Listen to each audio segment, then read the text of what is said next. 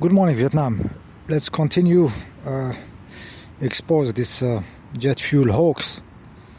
Okay, I have been into one of those, planes. Yeah, and now I am very, very aware of what's happening around. You know, just like when I go to the zoo, I poke the pandas, just in case.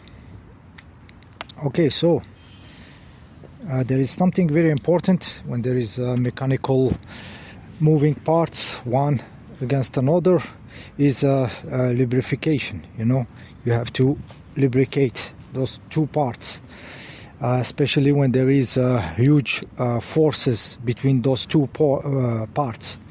What kind of forces we are talking? What kind of forces we are talking in a jet fuel engine? In an airplane engine, we are talking, the first one I googled and just happened to be 33,000 kilograms of force. 33,000 kilograms of force. 33 tons, okay, of force between two pieces of metal, and one of them is spinning very fast, which is this fans, you know. And it is like pulling the plane, you know. It is pulling, it is turning against the vortex forming in the jet engine, and there is this force created. So this spinning stuff is running away in front of the plane, but it is pulling the plane with it, and the force is around 33 tons, 75,000 pounds of power. I put you the link. It was the first plane that showed when I googled the power of the jet engine.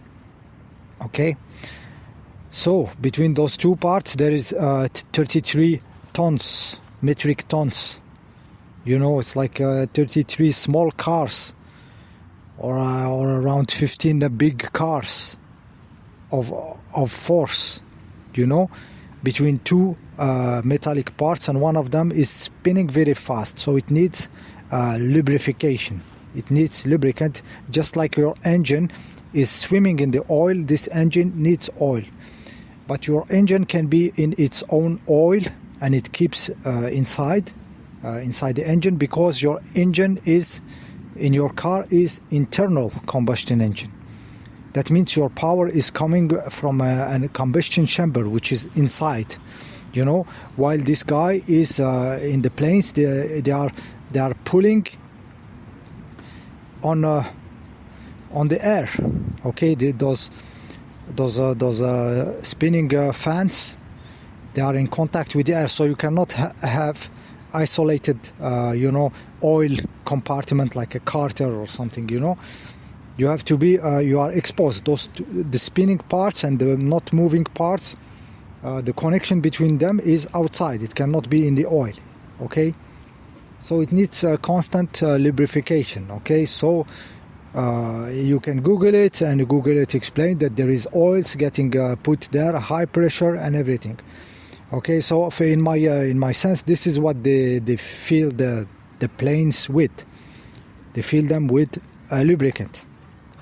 Okay, also I was always asking myself why those engines have to run on heavy fuels like kerosene, you know, which is heavier than diesel. Apparently diesel is very dirty, it's oily. Okay, and I said, well, what the fuck, this is more, it needs something denser and heavier than my diesel car. Okay, it doesn't make sense. Oh, it makes sense if it is for lubrication. Okay, it makes sense if this stuff they put inside is to lubricate. Okay, so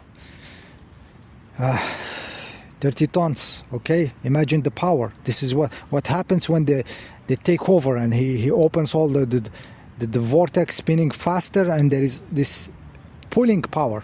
It's pulling. It's not pushing it. It's pulling. This fan is turning against the vortex, and it's escaping in front of it, but it is taking with it the whole plane. Okay, with a force of 33 tons, 75,000 pounds. Okay, so imagine the forces between two pieces of metal. It have to have it has to have lubrication. Okay, so this is what they are putting inside the planes. Okay, and then next point, it's better when this lubrication escape in the air, it's better to get burnt. It's better for it, since it is heavy oils, thick oils. It's better kerosene or something. It's better to get burnt. Okay, so if they manage to build a part in this jet engine where the pressure is very high of the air and get hot, and this is where the oil escape and get burnt, it's better. It's better than to have oil everywhere around, you know, like an oily jet engine where it is dark and dripping, you know, and it's better to burn it. Okay, it's better to burn it, and this is what they do. In my sense, they are burning this oil, this lubrication oil, and this is what people smell and everything, because those spinning stuffs need lubrication, and this lubrication, it has to go out and to be out, because it's not an internal combustion engine like your car, but it is relying on the air outside to swim in it, turn inside of it. Okay, so the pieces are exposed. Okay, and the two pieces, the moving one and the stationary one, they are exposed to the air, to outside. So this is why the lubrication need to be constant and escaping outside. It's not closed like your engine, where you do your oil changing every 4,000 miles or 5,000 kilometers or something. You change the oil. The oil is inside, you use it a little bit, and then you change it. Here, it is constantly going and constantly getting burnt, apparently getting burnt, which is the smart way to do, not to throw heavy hydrocarbon stuffs in the air. It's better to break them, burn them. Okay. Yeah, so that was the jet fuel hoax. I think we are at number 4. I think this one kills it all, because it's purely logic. It's on the Google. You can check lubrication of jet engines. You can check the power those guys generate. Okay, we are talking tons of power between two pieces of metal, and one of them is turning very fast on the other. Okay, so you need lubrication, and we are obliged to have it escape outside this lubrication, because it's an open engine. It is not a closed system like the car one. Okay, so that was the jet fuel hoax number 4.